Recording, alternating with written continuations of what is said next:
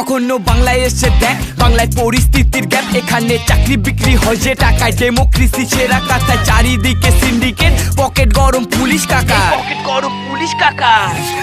এখানে কচিকেতা গান করে তোলাবাজি নিয়ে, আর টালিগঞ্জে খাট কাপায় সিট পাবে বলে। এই চাল চুরি ডাল চুরি, চুরি করলি শিখারে।